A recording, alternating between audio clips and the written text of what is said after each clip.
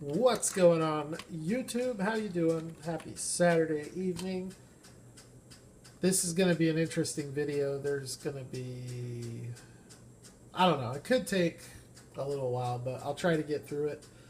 I found this last night, and I have this car from Black Bandit from a little bit of an earlier series. I think this is series 14. The one I have is the police car with the gumball on top. So I thought this looked pretty sweet here. Just murdered out without the police livery, or the Black Bandit police livery.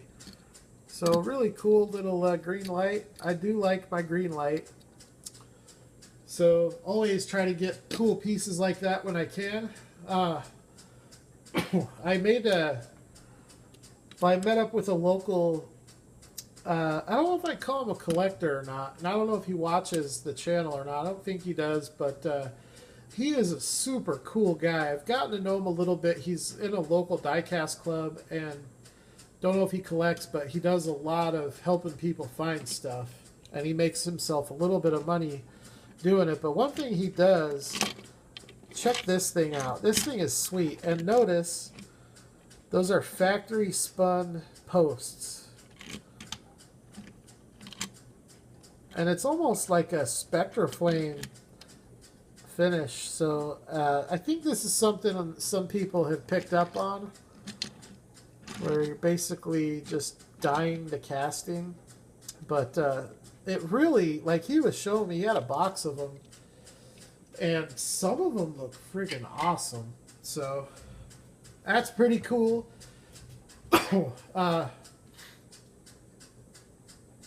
As you can see here, that's like the biggest. Whoa, whoa, whoa, whoa, whoa, whoa, whoa, whoa. Let's slow our roll here. So that right there is the thing to note most. So obviously I've got those 4 cars I found. And I got myself a whole set to stay in the packaging. So I'm pretty stoked about that. The dude found like 3 or 4 sets.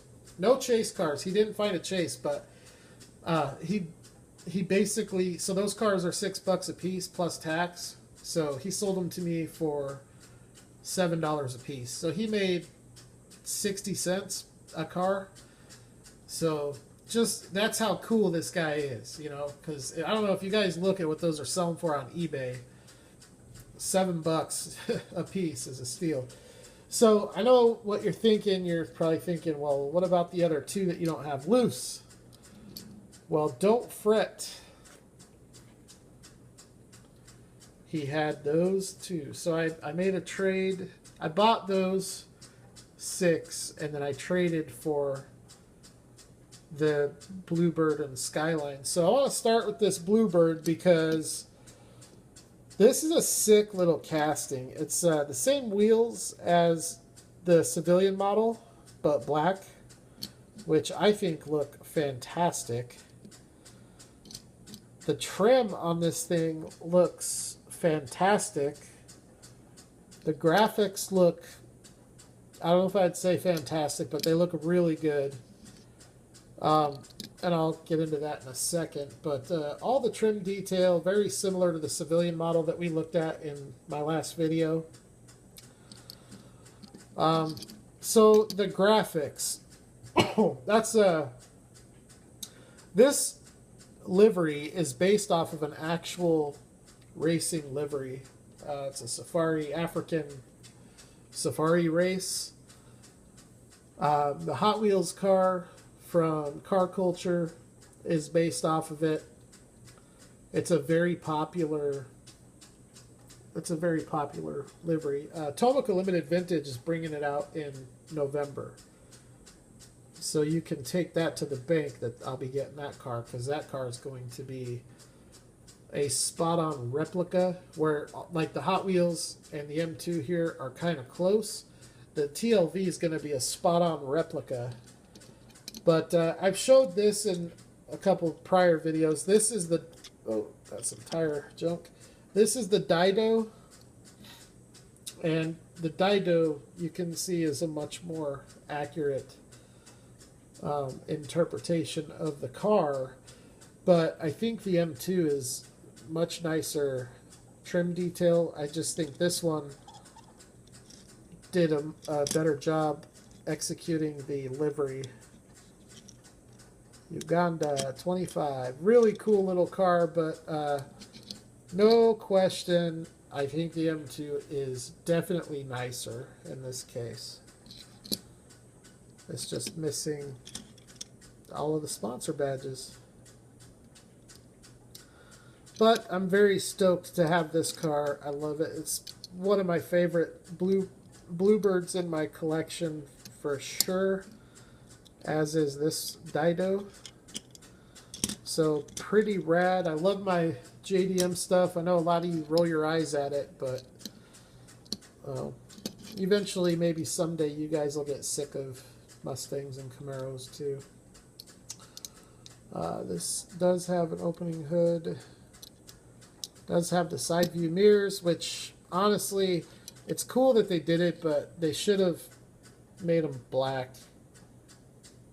or painted them red. Either that or leave them off. I would rather not have them than have them looking like this, but whatever. That would be an easy little fix with some black testers and a paintbrush. Not a big deal. So that's pretty rad. And then the Skyline, this car is sick. It's a little bit inaccurate. It's accurate in a lot of ways.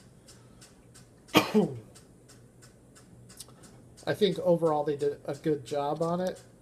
It's just the front end that's really leaves a lot to be desired. It's a good front end for a civilian model, but not for the race model. We have the opening hood, which I think this engine, something about it to me doesn't look right. I don't know quite what it is. I think it's just the fact that it's a molded plastic gray.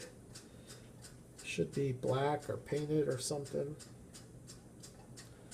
But this car is sick. So the three race cars, the Fairlady and the Skyline and the Bluebird, have the Japan Nostalgic Cars sponsorship. And the livery on this thing is sick. I love the color. I love the silver with the baby blue. It's a really, really good look. And so, I did not sweep the street before the video. So for this one, for the civilian model in the back, I showed you the Kyosho as the comparison. And so why not do that with the race model? So this is your Kyosho, and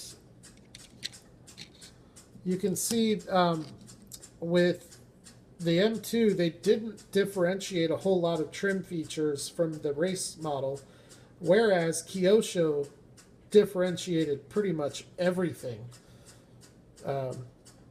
Everything from the headlights to the taillights. So this is more like a civilian model that somebody just put a racing livery on, whereas this is an actual modified race car. So let's take a look here. Here's your civilian front end. And any of you that have the Japan Historics Hako know exactly what I'm talking about here with this front end. So that's where M2 missed the mark, but you know, I'm sure that it was cost prohibitive to do it. And honestly, I'd rather have this than nothing at all. So it's not a huge deal. But, you know, the Kyosho, as I said in the other video, I think I do like the Kyoshos better. I don't think... I mean, I don't see how anybody could argue that the M2 is nicer than the Kyosho. As nice as the M2 is, I just don't think it's as nice as the Kyosho. But they're very, very nice. I don't want to take anything away from what M2 has done with these cars. It's just that Kyosho is kind of on a level of their own. The only other brand, in my opinion, that can really be talked about in the same breath is Tomica Limited Vintage. I don't even think Auto World is on the same level as Kyosho. But, you know, with all that said, M2 smashed it. They did this in a relatively short period of time. From the time they made the announcement to the time they hit the shelves was less than a year. So, or maybe it was right around a year. Because I think they announced it last year at SEMA. So it was right around a year. But that's amazing, though. In 12 months, I don't know if they had the licensing secured before they announced it. I'm sure they probably did. But to go from renderings to product on the shelf inside of 12 months is pretty impressive, I think, because I don't even think Hot Wheels does it that fast. So pretty awesome. I like it. Here's another one too. This is a Dido. The Dido is definitely more accurate, like the Kyosho, but not quite with the detail. It has a lot of awesome detail, but it's just not as detailed as the Kyosho painted brake lights. The Kyosho has the lensed brake lights. Kyosho's scale and stance is a little bit better. Kyosho's wheels and tires are definitely a higher quality, which I don't think you'll be able to tell in the video because of the lighting. But anyway, so I was extremely stoked to pick up these two cars to complete my loose set and then to get a package set. Being a hardcore JDM collector of premium stuff, it's definitely awesome to have. So, and I've got the M&J exclusive on order, so those will get added in as well. So, all right, we're 12 and a half minutes. That's good. That's better than I thought. So the last part of the video is basically just going to be me cracking cars. I picked up 5 cars today. So we're going to start with this one. I've never seen this before. It's from RC Ertl Incorporated 2002. So I don't know if that's like a subsidiary of RC2. But it is Racing Champions.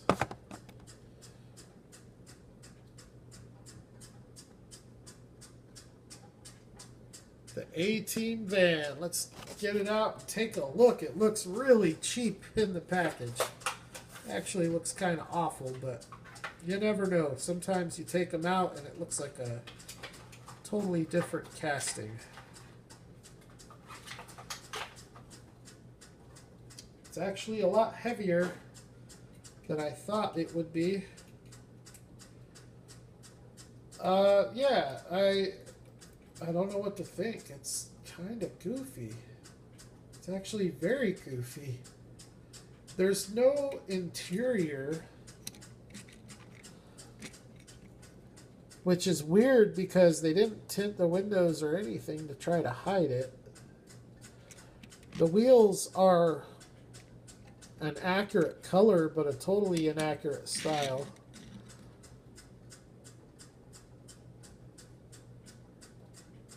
I just don't know what to think of it. Look at that gap there. I mean, that's just like really odd to me. You got your Ertl plastic base. It's a nice roller. But, you know, what can you do? It's a van. It's an A-Team van. It's not the worst A-Team van I've seen, but I don't know. I almost think the Hot Wheels mainline is a little bit better, maybe? I don't know. That would be tough. I can tell you this. The Hot Wheels Retro Entertainment is way nicer. That gap is just so odd to me. They should have filled that somehow with an interior or something. But anyway, so I got that. Now the last four are just going to be some Johnny Lightning. Some Johnny stuff that I picked up today at the antique mall. Get myself a Super Sport key from Chevy Thunder. These are all RC2 era. I already checked on all of them. RC2. The RC2 was, I think, maybe my favorite time for Johnny Lightning. I know most collectors seem to like the Praying Mantis, which I definitely like the Praying Mantis. There's no question. I just think the RC2 era was as good, maybe even a little better in my opinion. But there's the uncut key. Super Sport. That's pretty interesting. And then here's the car. Car looks amazing. It really looks amazing. It's just the plastic tires that's the only drawback. I mean, the wheels look good. The color is awesome. All of the trim detail is awesome. So this is actually a tooling that we've seen since the relaunch. It was in the first assortment that came out with the Jeep Wagoneer. Man, that thing just looks so good. This, to me, this is a lot nicer than the one that came out. I love the color. I love the trim. Check out that back end. Look at that detail. That is crazy. This almost resembles an Auto World. Very, very, very sharp looking Chevrolet. Nice engine detail. So that's a nice addition to the Johnny Lightning collection for sure. All right, this one here, you know,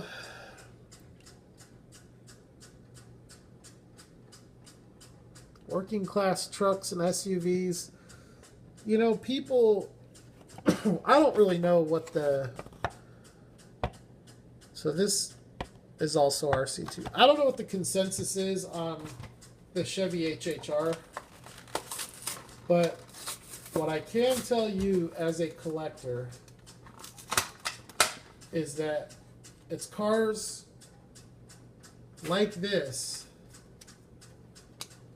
that are just super oddball cars that you know, you just don't find in die-cast form, that I love. This is like the reason I love Johnny Lightning right here. So this is metal body, metal base, big, heavy, chunky casting. Definitely have something going on with the rear wheels. Getting hung up. Oh, I see. There's some flash that needs trimming. Or maybe, oh, just needed to put the wheel on. Anyways, I dig this car. You know, it's an oddball car. But that's what Johnny Lightning does better than anybody, is oddball stuff. That's really why I've gotten into Johnny Lightning the way that I have. Nice detail, nice headlight detail. The grille looks good with the bow tie. That gray interior looks good. The windows are questionable. There's the 95 Impala has windows like that. So does the late model Chevy Caprice. And those are not all that good looking, but the wheels, I do not know if those are prototypical or not. I think they might be, because I don't think I've seen those on any other Johnny Lightning casting. But you can see just all around good detail. Door handles, luggage rack there. The brake light detail looks good with the reverse light. So interesting Johnny Lightning edition there. Got two more. So this one from a series I have not seen from Johnny Lightning, but still RC2 era. No, I was wrong. This is a learning curve. So they're all RC2 except this. This is learning curve, although it does still indicate RC2 brands on the back. This is the Racing Legends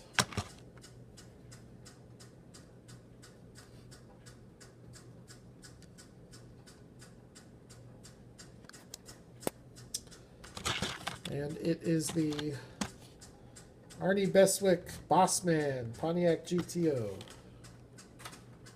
Now, these Racing Legends cars, a lot like the road trip cars, these come with some kind of accessory.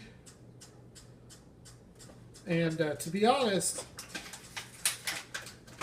I think the vendor had 3 or 4 different cars to choose from the Racing Legends. This was not my favorite car of the cars that I had to choose from. There's your little trading card.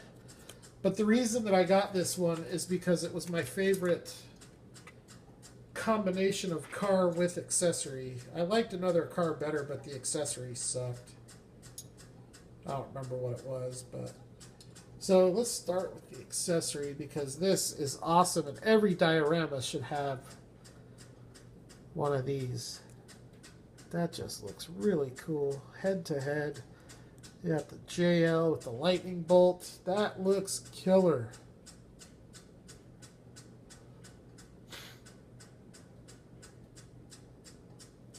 Oh, I can't get it to focus. Oh well. Here's the car. The car is pretty sweet too. 69 Pontiac GTO. There is some issues with the paint on the roof of the car. That's interesting. I don't think I've seen that before. It's a really awesome looking car. I'm not big on plastic tires, but sometimes with Johnny Lightning, I'm okay with it just because of the cars.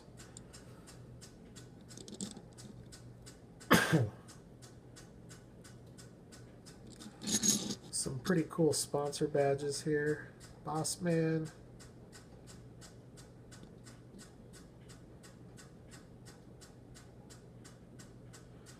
The wheels look really good. I think it's just the tires being plastic.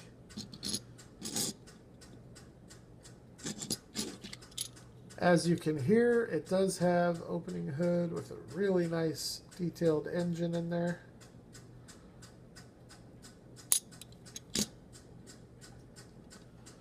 So that's a pretty sweet little set right there to get. And then the last one that I got, I do love this casting. This is the third, or no, this is the fourth 1970 Monte Carlo in my collection. This is the one I talked about last week that I found and ended up putting it back. I went back today to get it. I went back to get the black Bronco too, but that one had sold.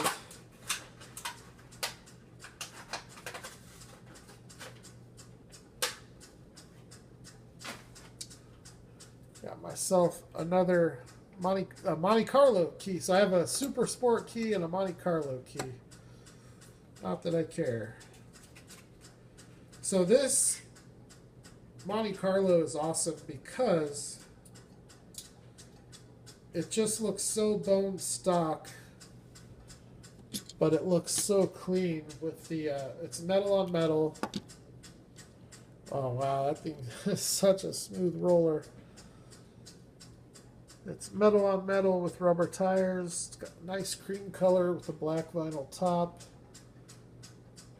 All the chrome trim, and check out right above the trim on the vinyl top, the Monte Carlo insignia. That's awesome. Very, very nice detail here. There's your back end. I should pull the other 3 out that I have.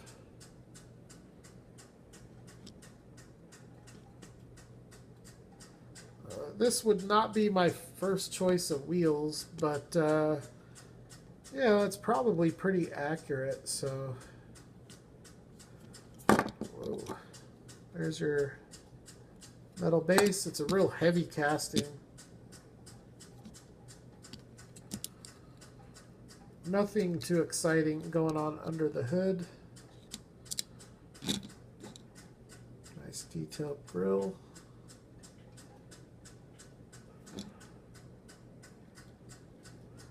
I have a feeling we're going to see this casting again. But honestly, I don't care if we do or not. I'd rather, there's a lot of other stuff I'd rather see. I'm glad they brought the F-150 back. I think it's sad what's happened to it, though. I bought it a month ago on eBay for $11, and now you can't find them for under $25. So that's kind of crazy. If I'd have known that, I'd have bought a bunch of them for $11. But, yeah, you know, between that and the K5 Blazer, the International Scout, the Grand Wagoneer, I like what they're doing with the castings that they're bringing out. And they're not only are they bringing out good castings, but the execution on them is just, it's been phenomenal with the wood paneling that they've been putting on the wagons and all the trim detail. They've been doing a great job. So anyways, pretty awesome day for diecast for me. Not the best day, but definitely a really good one, and I've definitely had worse. So we will recap. Basically what we're going to do here is recap the week, because this is essentially my week of diecast. Starting out with Wednesday, picking up those awesome cars. Those 4 cars. I do have an extra civilian Skyline. So that was really cool to get those. And then today, to add these 2 guys. Pretty stoked about that. And then on top of all of that, to get another set of 6. Pretty sweet. And you can never go wrong finding awesome random cars to add to your collection, whether it's just a real random green light car or a small assortment of Johnny Lightning cars.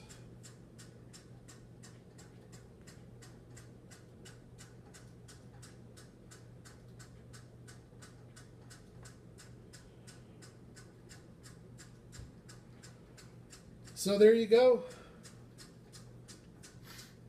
Answer me this question.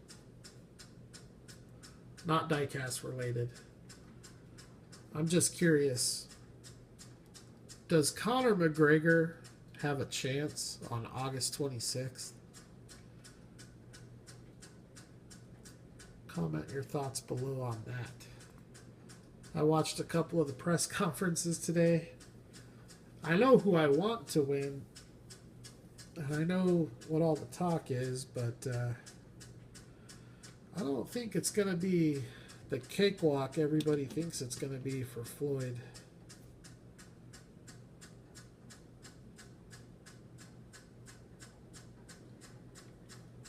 But then again, I am no expert on boxing.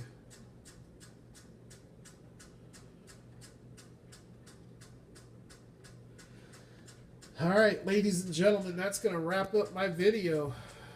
30 minutes. That's right about what I thought it would be. So you all Have a great rest of your weekend.